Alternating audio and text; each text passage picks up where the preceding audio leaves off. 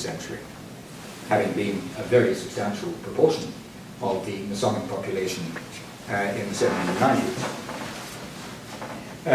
So these fraternities instilled not merely, they did not merely perform military-style processions of the kind I described on the 12th or Lady Day or whatever.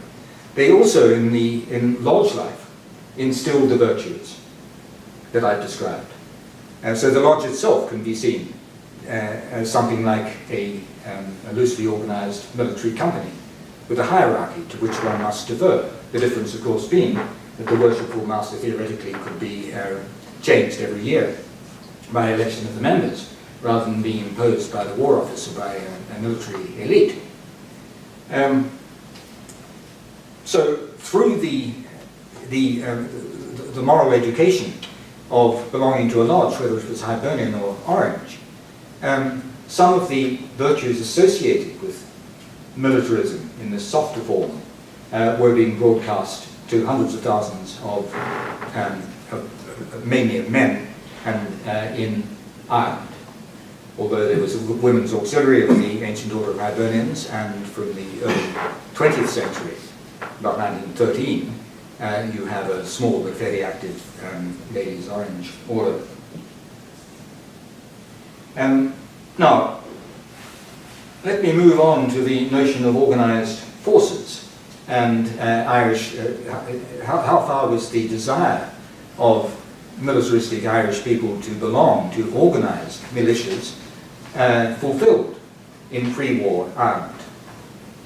Now, it's got to be remembered that Haldane's reforms about 1909 of the British Army involved the winding up of what remained of the old militia and its replacement by a purely voluntary territorial army, which, however, was not extended to Ireland to any considerable degree because of the fear that it could actually be taken over by disloyal elements who would make off with the guns or use the training for nefarious purposes, instead of using the territorials as a conduit to other more concerted forms of state military activity.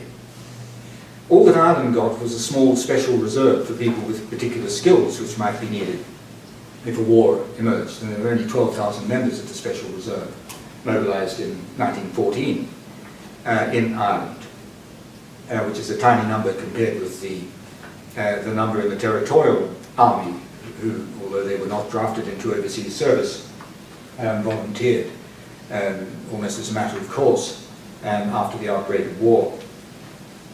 So that's an important fact, that Ireland did not have a massive locally based, locally led home army as Britain had, which removes a very important possible source of satisfying the militaristic tendency.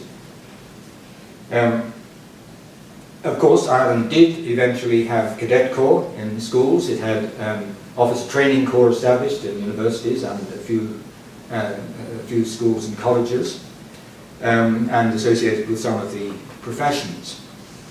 But these account only for very small numbers of people. So what I'm saying is that in pre-war, apart from actually joining the army or the navy, you could not, there were limited opportunities to express your militaristic tendencies under the Union flag, or indeed under the royal standard, the commander-in-chief, of course, being monarch. What about unofficial activities? Perhaps in compensation for this lack of official options, you have a quite remarkable proliferation of unofficial armies in Ireland immediately before 1914. And this really does mark out Ireland. Britain had no equivalent to the Ulster Volunteer Force formed in January 1913, or the Irish National Volunteers formed about 10 months later. These are massive organizations which sprang up very rapidly on the basis of much smaller organized groups of a militaristic tendency. And they clearly had a very considerable appeal to a wide range of people. How else could you have got 190,000 or so young men, most of them Catholic, joining the Irish Volunteers, and at least 90,000 invariably Protestant, or almost invariably Protestant, young men joining the Ulster Volunteer Force. Neither organisation, of course, had a religious bar, but the close association of these bodies with the highly polarised political divide, squabble over home rule, meant that there was very little religious crossover in either organisation, except in the case of the officer corps of the Irish Volunteers, which included a large number of Protestant officers who felt nevertheless that they could do something useful. Certainly began to feel that very strongly in around July 1914 by giving the benefit of their leadership to the otherwise unruly young Catholics of Ireland, that bring in the expertise of retired generals and colonels scattered throughout the big houses of Ireland, would keep to keep a bridle on these possibly unruly rank and file. They're very much the same sort of people that became prominent at an early stage in the officer corps of the Ulster Volunteer Force. And probably the reason, in many cases, was much the same. A fear of the democracy that, as in the army, it was essential to have a separate caste which would instill discipline and prevent serious eruptions. So that was necessary in these paramilitary groups, as they began to be very numerous. Of course, there were many other paramilitary groups in pre-war Ireland. There was the much smaller kind, the Young Citizen Volunteers, which initially denied any political or religious bar, but eventually became assimilated in the UVF. The Irish Citizen Army, a tiny organisation, but interesting and unusual in having a fair mixture of the sexes involved. And then a number of women's organisations, such as the Canan Man and the Anini na Heron, which also have, like the male counterpart, the Fianna Heron, which was under a woman's leadership, Countess Margaret, which likewise are trying to teach the martial way of life to their members in an organised fashion, and with a strong political agenda as well. Those political objectives varied and were deeply incompatible, but what all of these organisations shared was a similar code of values, a similar set of moral aspirations. So once you subtract the religious and the political elements, the specifically denominational and political elements, you find there is a single model which is being applied in both Protestant and Catholic communities, and among both men and women, or boys and girls. Now, what about the militarist ideology? How strong was this in Ireland? Now, all over Europe, there were a great many people at the outbreak of the war who were fed up with the way the way they believed the world was organised. They were fed up with the failure of the major states and empires to resolve their difficulties through compromise and negotiation. They felt that diplomacy, the balance of power, was collapsing, that diplomacy wasn't working, that particularly the liberal democracies, or partial democracies such as Britain and France, were hopelessly inefficient and were unable to cope with the challenges being raised against them. And this feeling that politics wasn't working and that diplomacy wasn't working, that the world was out of control, I think inspired a great many people to take a militarist attitude, to say what we actually need to save the world is a more military approach. Many felt that the best model was that of what was often called Prussian militarism, and this was particularly strong feeling among Ulster Unionists, but they weren't alone in that belief. The German model also greatly impressed James Connolly, who in the course of the war praised the German model of state socialism, as he termed it, as far preferable to the miserable, compromising liberal democracy of Britain. So that sort of militarism, of saying the world isn't working properly under current arrangements, what we need is a military approach to social organization, which the natural consequence of which would be some form of despotism, that's extremely widespread. Perhaps I go too far in imputing a desire for despotism. That would be the extreme outcome of such a view. And many of those who advocated the ideas of compulsory national service did not envisage a democracy. Did not envisage an autocracy. But they did envisage a democracy in which the military values would be given expression by the state in ordinary civilian organization to a much greater extent. Now, it's obvious that among the most radical nationalists, there was a particularly ferocious form of militarism, of an ideological kind being expressed, both just before and during the Great War. Both Pierce and Connolly were fascinated by the idea of buckets of blood being emptied and warming the earth of Europe and so on, as Pierce gloatingly put it.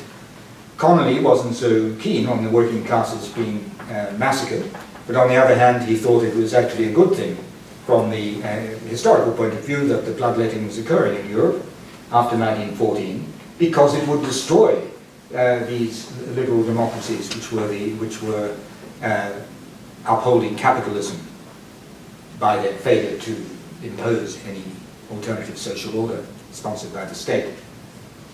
So a celebration of military values of efficiency and centralized organization is often accompanied by a romantic delight in bloodletting.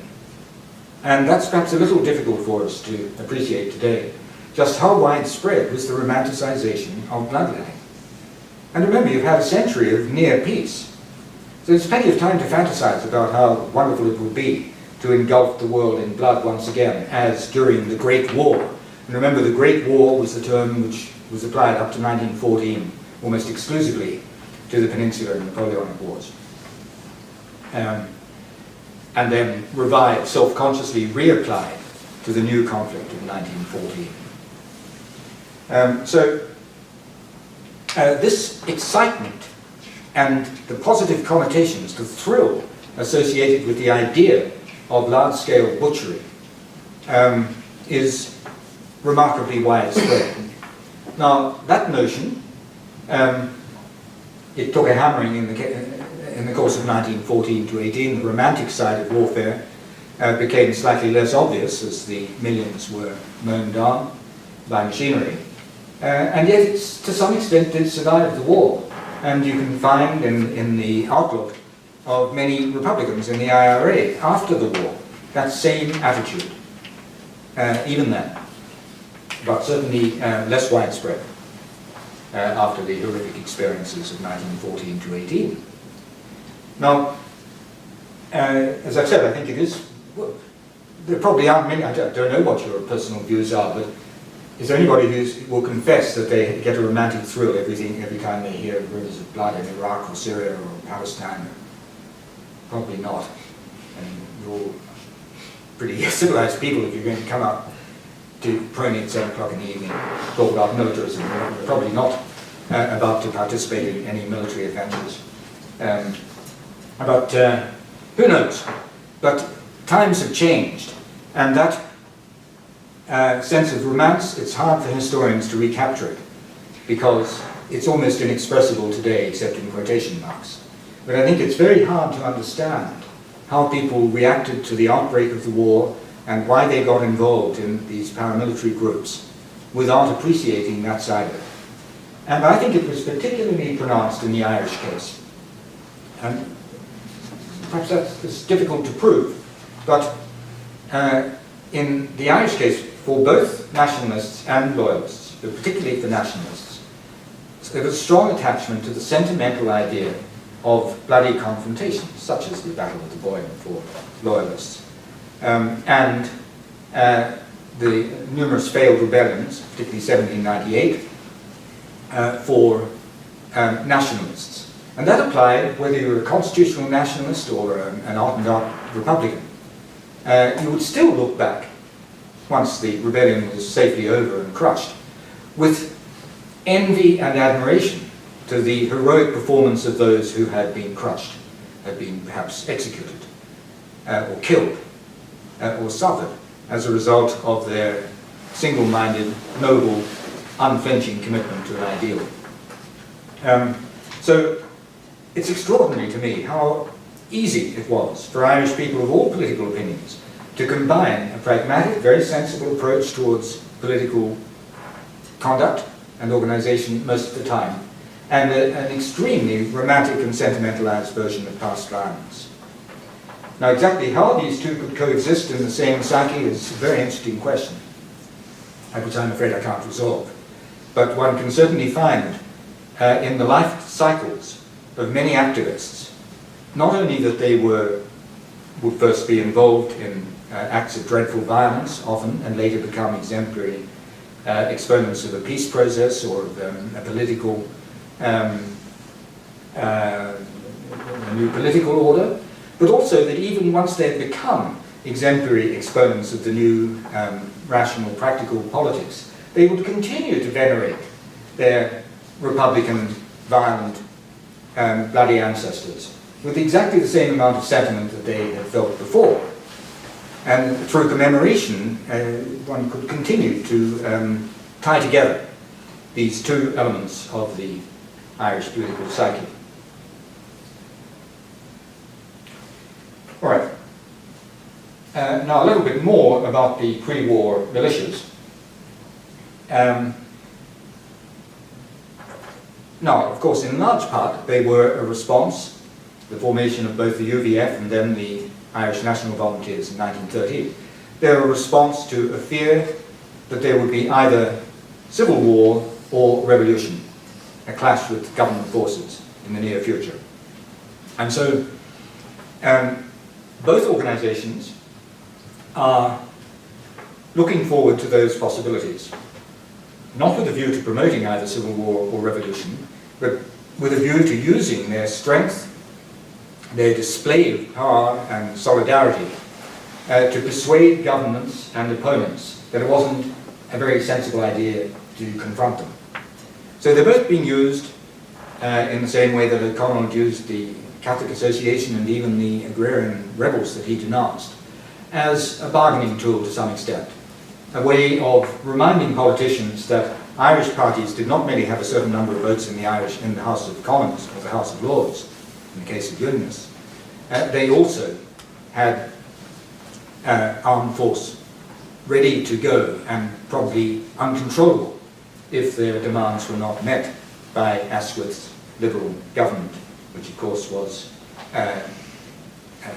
survived only through the support of the Irish Parliamentary Party and the Labour Party. So both of them are formed as defensive organisations, and their leaders, those who created them in large part, and certainly the constitutional parliamentary leaders who took them up, like Carson and Redmond, they see them as a way of preventing violence.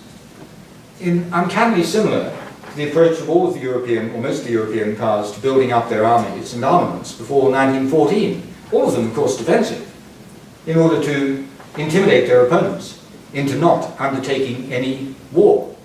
So if everybody, so the hope is that if everybody's arming like mad and the balance of armaments is roughly the same, Cold War style, that you can avoid a conflagration.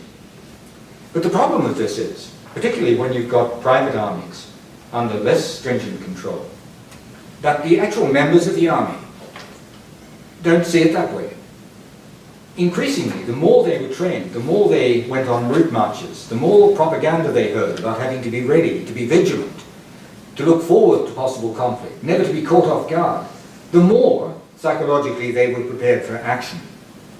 And the greater the risk that some of them would undertake action and then bring about, through a domino effect, an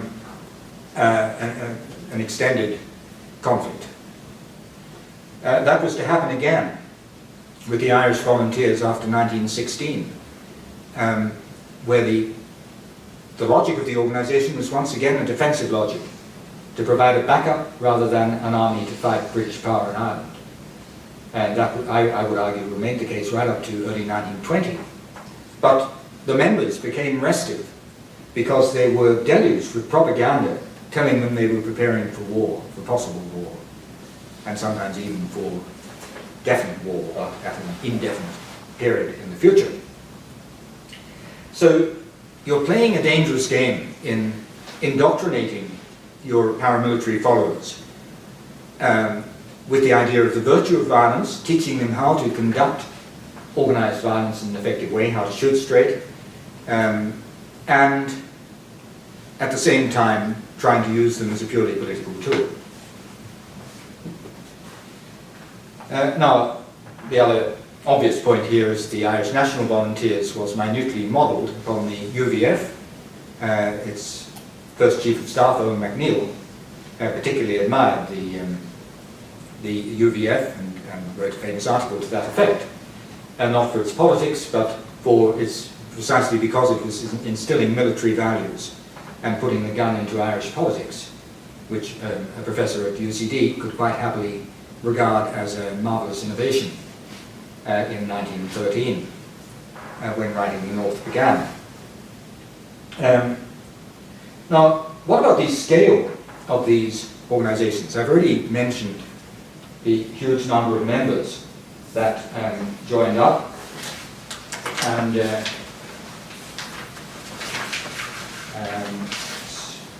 so you have nearly 190,000 Irish National Volunteers and probably 90,000 or more active members enrolled in UVF battalions at the height of that organisation. But they weren't evenly spread all over Ireland or all over Ulster, as the case may be. Now, I've drawn you some maps. They were drawn in a hurry, most of them last night, so they may not be the most beautiful pieces of advanced cartography. They use a fountain pen rather than software, I'm afraid. But in any case, if you can understand them, they're quite interesting, because what they do is to show where these organizations were strongest within Ireland. First of all, have a look at the UVF. Now, I've thoughtfully removed the rest of Ireland from the maps in this case. So you have the 9 counties of Ulster hanging in mid-sea with tiny bits of Louth and so on sticking out of them. Now, striking there, I've given you not merely the distribution of membership of the UVF, but also of the signatories of the Ulster Covenant in September 1912, the members of the Unionist clubs, who were one of the major organisations apart from the Orange feeding into the UVF, and membership of the Loyal Orange Institution. In that case, I don't have figures for the 3 lost counties of Donegal, Monaghan and Cavan, the counties subsequently to be described as the 3 lost counties of Ulster. But if you look at that, I mean, what's striking about it, which might go against the usual perception of where the Unionist heartland of Ulster was to be found, and certainly the perception which remains so strong among journalists. I mean, what is immediately surprising about the maps? Central Ulster. Central Ulster, Tyrone figuring prominently in all cases, Derry, or Londonderry in most. They're not totally correlated, but what it shows is how unsuccessful the organisation of paramilitarism was in Belfast, Antrim and Dublin. And indeed, these areas also were relatively weak in their appeal to Orangemen. Now, there are all sorts of explanations one could bring to bear. Urban disorganisation, perhaps. There's certainly a correlation with the highly rural counties, as distinct from urbanised, and yet Donegal, a highly rural county, had relatively few participants. And the best I can offer is that the appeal of paramilitarism and of other defensive organisations of the militarist kind, like the Orange Order and the Unionist clubs, was particularly strong where there was a direct communal threat, perceived threat of civil conflict. So in areas where you have a reasonable balance between the religions, as in Tyrone, or Fermanagh, or Armagh, or Londonderry, or Derry, that's where you tend to get high degree of organisation. So, in other words, the political and the religious divisions, where there's a reasonable balance between the vying communities, are inspiring large numbers of people to pay up, to spend significant amounts of their time and emotional energy in activity of this kind. Now, it's interesting also to look at the other side of the coin, or rather of the gold sheet, and that is at the Ancient Order of Hibernians and the Irish National Volunteers. Now, the Ancient Order of Hibernians was almost as important in multiplying membership of the volunteers, the national volunteers, as the Orange Order was in spawning the Ulster volunteers. That's perhaps a more familiar combination. But people writing on the Irish National Volunteers spend much too much time talking about the IRB, which of course spawned the original Provisional Committee. But its role in the period of rapid expansion of the Irish volunteers in the during 1914 was minimal. It was a tiny organisation with minimal support, a couple of thousand members. The real impulse is coming from the Ancient Order of Hibernians once they decided to open up Hibernian halls as drill halls for the volunteers and started getting their divisional presidents and other leading Hibernians and Home Rule politicians at a local level involved. So that's what got the 190,000 members in, not the cunning of IRB conspirators. They may, of course, at the leadership level, they retained an inordinate influence, but not at rank and file level. And so you can see, when you compare those two top maps with the denser cross-hatching and so on, representing higher levels of membership, you can see a pronounced similarity between the Irish National Volunteers and the Ancient Order of Hibernians.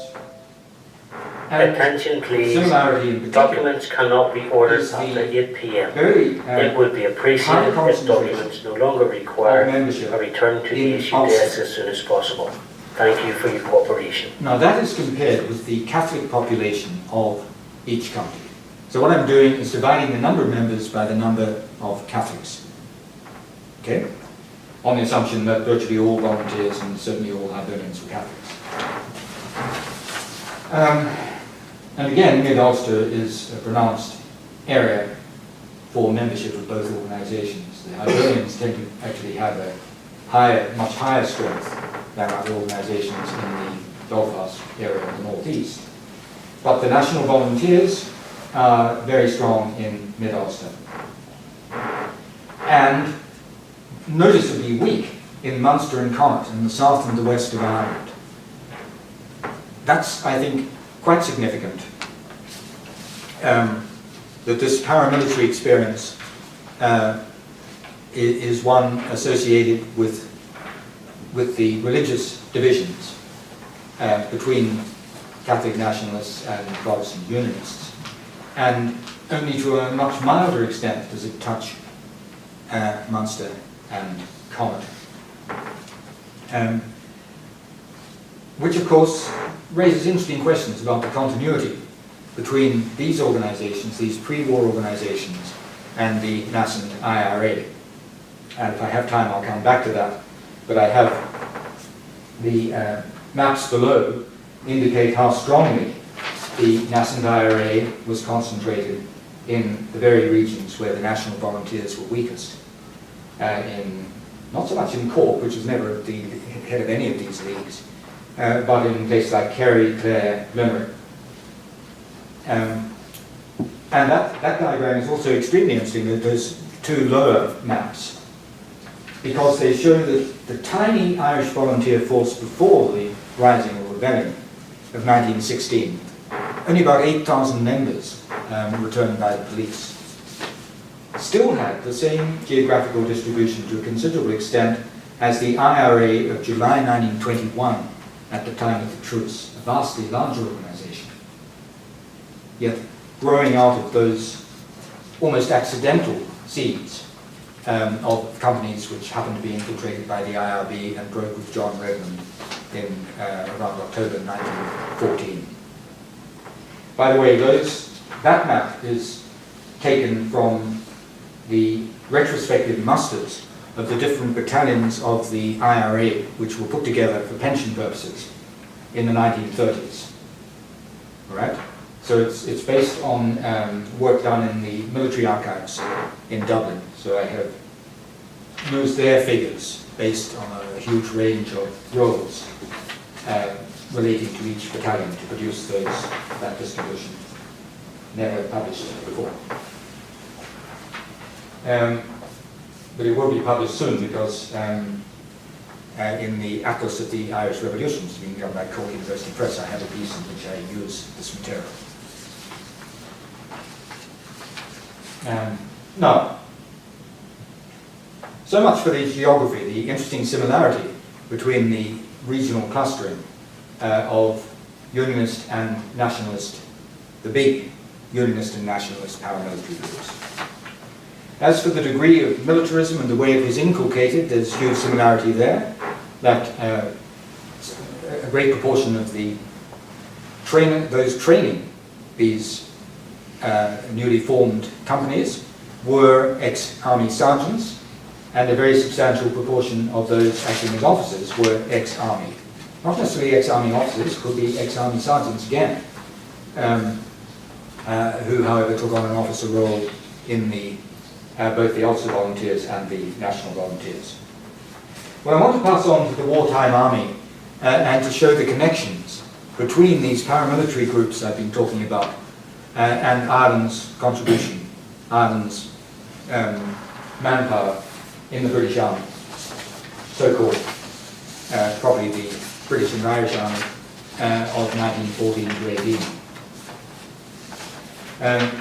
Now, just to give you a sense of how widespread militarism was and how it wasn't unique to one sex or gender, I reproduced a little diagram, drawing, if I could get that Kaiser, that appears to be a female of tender age, carrying a sword and a gun and a rifle. And that, it was a drawing in a little scrapbook that I picked up in Black Rock a few years ago, full of military images. It's a young girl's scrapbook in which her friends had done pictures like that one, which give, I think, a fascinating insight into the way that young Irish women were thinking, some of them anyway, in the war, how widespread this militaristic ideology had become. But I really want to concentrate, time being short, on the scale of Ireland's direct contribution to the British Army, to the organised forces engaged in the war. Now there, it's pretty well admitted by the states that the number of Irishmen who were raised in Ireland, who were enlisted in Ireland, and who fought in the Great War was slightly over 200,000. Used to be alleged that it was about 500,000, and that the number killed in the case of the war, or died of wounds, or reported missing and never found, was a bit over 30,000, compared with the 49,000 listed on the National War Memorial displayed at Island Bridge. But even that is a very large number with respect to the adult male population, the population of military age, and in Ireland. And it's an even more significant number when you realize that it was universally reported that almost no farmers' sons, farmers, and very few farm labourers were joining up. Now, there were explanations given for that, and many of them were forgiven for not having joined up on the grounds that food production was as essential to the war effort as shooting Germans or digging latrines on the Somme. And so indeed, according to Lord Lieutenant's calculations, half of the entire agricultural population of Ireland should be regarded as essential to the war effort. Now the fact is that for one reason or another, very few farmers or farmers' sons did join up. And that, I think, is related to the character of the small family farm, which was so prevalent in Ireland, not so much in Britain, where it was extremely disruptive for a young adult male to be removed from the workforce in many cases, and could also be very disruptive for a skilled ploughman or to be removed or hurt from the workforce. In any case, if you restrict if you assume that all of those enlisted in Ireland were from the non-agricultural sector, what you find is, which is an exaggeration of course, but not a huge one, and compare it with the non-agricultural sector in Britain, which accounted for about 95% of the population compared with 50% in Ireland, then you find that the Irish level of enlistment overall is about 2/3 of that in the United Kingdom as a whole. All right? So it's not that far behind.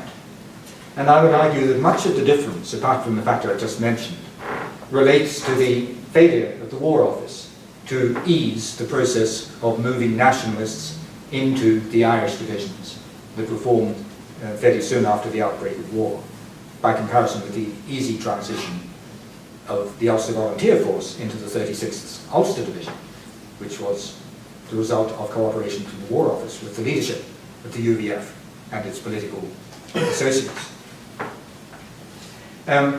So this is a very high level of voluntary mobilization. Remember that Ireland was very rare among the combatant countries,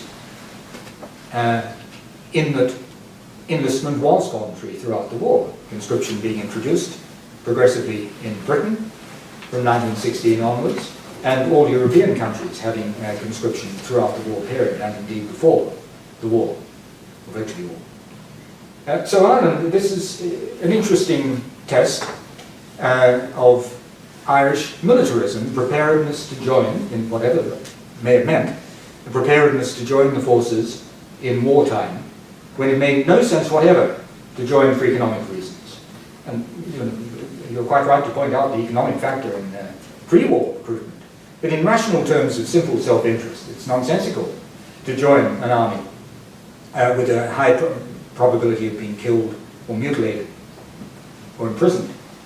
And that high probability of casualties was well known from certainly late 1914 onwards, and yet peak recruitment in Ireland occurred in the first half of 1950.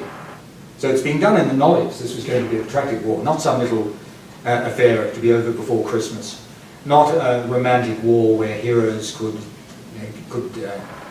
tilt spears at each other or ride on horseback and scatter the enemy. So much of the reality of war was actually becoming apparent, though never all of it, of course, by the time of peak enlistment in Ireland, voluntary enlistment. And that points, we can't go into although you might want to in discussion, argue about why so many people joined up against reason, against all good sense. If individual self-interest is overridden, it must be because some stronger appeal, moral appeal to duty, honour, patriotism is being exercised. But that's not enough. You can feel strong senses of duty and honour and patriotism, but actually do nothing about it. You can think, oh yes, I really do admire what they're doing out in the trenches. I think I'll knit some socks. I think I will help the wounded when they come home. But to make the transition from supporting a cause on moral grounds or on political grounds and actually risking your life in that cause requires something stronger than mere belief, in my opinion. Most people, I mean, for most of us, maybe I'm wrong, but speaking personally, my beliefs alone would seldom cause me to do anything, unless they were, to some degree, being supported and enhanced by people around me. And so I think it's essential to think of this as collective decision-making in the same way that immigration, or in somewhat the same way as immigration could be seen as a highly risky business for the individual, and yet communal pressures and group pressures make it much easier to accomplish, to conquer the risks. But that's much stronger in the case of war. There's the need to be supported, sustained in a dangerous, risky decision by feeling that it's what your friends, those you admire, have done or would want you to do. And hence the great importance of peer groups, of friendship groups, informal or formal, of fraternities like the Orange Order, like the Ancient Order of Hibernians, paramilitary organizations like where people had developed esprit de corps, and solidarity like the UVF or the IPF. All of these organizations, and likewise the Boy Scouts and the Boys Brigade, helped people mentally to adjust to the horrific risk of becoming a wartime soldier. And of course, extreme cases of this adjustment is the formation of the 7th Company, the D Company of the 7th Battalion of the Dublin Fusiliers. That is the so-called Paul's Company, which was formed by the President of the IRFU, and which grew from a loose assortment of people interested in rugby, cricket, soccer, various other sports, who had been to mainly, but not exclusively, Trinity and UCD, who were both Protestant and Catholic, who'd been to a number of private schools of similar structure but different religious orientation. So that's a typical sort of loose and extensive friendship network. And these loose networks, normally difficult to pin down, were probably as important as the formalized, organized networks. Not as important, but also contributed significantly to pressing the individual to make the dangerous decision. Now, the importance of the organized paramilitary groups is evident in the statistics.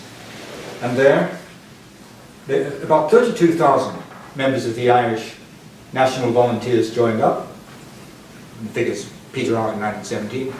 And about 31,000 members of the Ulster Volunteer Force. Roughly the same number. But remember, there were twice as many Irish volunteers, so that means that the Ulster volunteers were twice as likely to join the forces. Most of those enlistments, many of them were actually of reservists. The majority of reservists who joined up automatically, who were mobilized in August 1914, had been in the volunteers. It's about 80% of the of Protestant reservists had UVF service, according to police reports. And I think it's about 60%.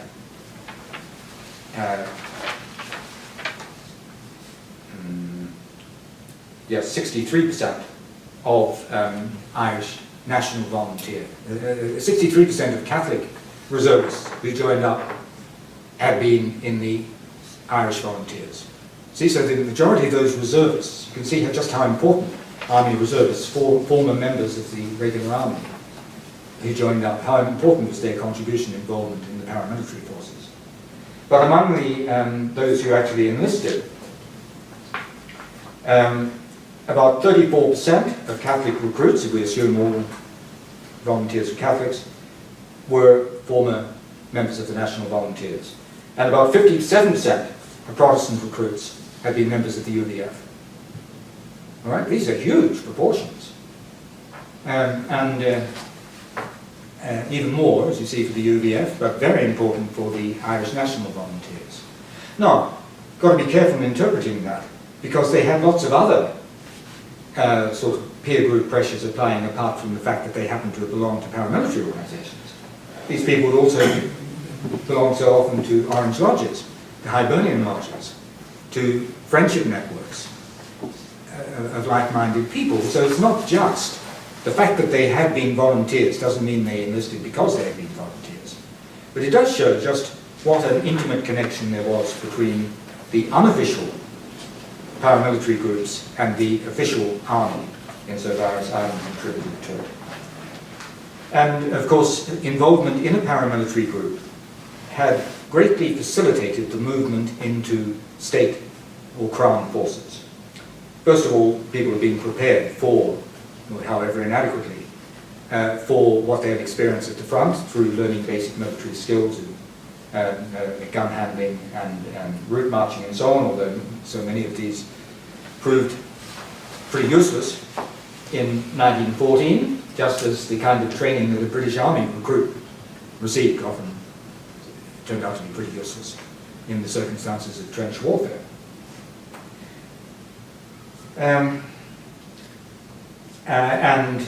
The transition was facilitated by the way in which, particularly in the case of the UVF, entire UVF companies would arrange to be marched off and enlisted simultaneously by officers who were also officers of the UVF companies. So it was very easy to make the transition and go off to a camp at Clan de Goy or Finna, depending on which organisation it belonged to, using this fast track from the Ulster Volunteers or the National Volunteers into the Army. But that fast track was much easier, it's a much smoother ride because of the preparedness of the War Office to give commissions, at least the Home Service, to a large number of UVF officers, to give them commissions in the new 36th Ulster Division. They were much less eager to accept the despised shopkeepers, so vulgar that they wrote their letters in green ink on Grace's shopkeeper's letterhead, as one of the commanders complained. Your officer caste in the British Army did not take kindly to the kind of person who was acting as an officer in the National Volunteers and who's been put forward as an officer for the new 16th Division, in particular, 16th Irish Division. And the resistance of the War Office to providing commissions for those that the political leaders of nationalism thought should have them in order to facilitate mass movement of the volunteers into the forces, once Redmond had recommended this in September 1914. That, I think, explains much of the difficulty in reaching targets when it came to Catholic enlistment, despite the very high levels that I've already reported. Never high enough, of course, from the point of view of government and critics. Now, just a final word on the last stage, even though my main theme is the period 1912 to 18. It's worth remembering that it's not simply a matter of the influence that veterans of the regular army had in the development of paramilitary forces and the influence that the paramilitary forces had on the development of the Irish and Ulster divisions. It's also important to remember the ex-servicemen who came back and provided an essential ingredient in all post-war paramilitary organizations as well as state organizations. And so you have a new paramilitary police force, described as the Black and Tans and the auxiliaries, set up exclusively from ex-servicemen, not necessarily the British Army, but of wartime service. You have the Ulster Special Constabulary, which is similar, can be seen in a similar light, siphoning off large numbers of ex-servicemen via the revived UVF and Imperial Guard and other paramilitary militias which sprang up immediately after the war or were resurrected. So what happened in Ulster was that in the aftermath of the war there was a very intense remilitarization of private armies, followed rapidly as the partition arrangement was introduced and a Northern Parliament was established by a concerted effort by all Loyalist leaders to siphon off these paramilitary forces into the Ulster Special Constabulary, to stop them, to keep a rein on them, and give the state, the new state, some kind of backing to make up for its lack of any official military force. Now it's very interesting to see how that was done, particularly the important role of the Orange Order in pushing its members to get out of the Loyalist gangs and the paramilitary organizations. Not all of them were gangs, but and move out of the private into the public sector, into the new Ulster Special Constabulary. Now we all know that that wasn't wholly successful, and many of the worst atrocities of the Civil War in Ulster in 1921 too were committed not by the USC in any of its branches, but by the remains of these independent organizations. But by mid-1922, as far as I can see, the campaign to get the private paramilitaries into the USC had been largely successful. And it was done through leaders of the Orange Order at all levels, communicating in particular with General Solly Flood, who was the military advisor to the Northern government after Sir Henry Wilson's assassination. And also by the decision of a shadowy organization called the Orange, Black and Loyalist Defence Association.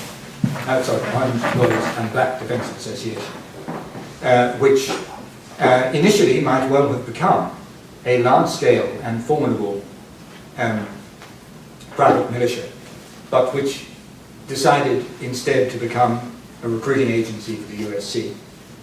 So that's one example of how ex-servicemen feed back into informal paramilitary groups, and then they feed back into formal state-sponsored forces. Same thing happened among nationalist ex-servicemen. A great many of them, not a great many, a considerable number, entered the IRA and became valued technicians, particularly good with bombs and the like, if they had been in the Royal Engineers. Useful because they could shoot better than the average ordinary IRA man.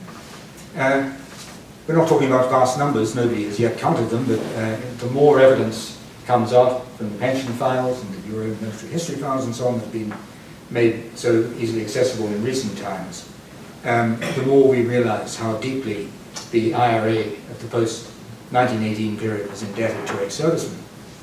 But even more important was the movement of ex-servicemen of the British Army, not into the IRA, but into the new National Army in 1922, where they initially dominated the rank and file and were an indispensable element of the technical services, in particular, of the new National Army, which fought the Southern Civil War against elements of the IRA who remained unsatisfied with the treaty. So that's about it. What I've tried to show is the endless movement between the private and the public sector when it comes to paramilitarism. The way that certain values were shared by those who fought in the Great War and those who joined organizations like the UVF and the National Volunteers, and indeed the IRA. So we're talking about a culture of militarism which pervaded all political groups and religious communities and had profound effects in the formation of the new Irish states, and which made possible the greatest formal military mobilization that the Irish have ever had, their involvement in the Great War. Thank you very much.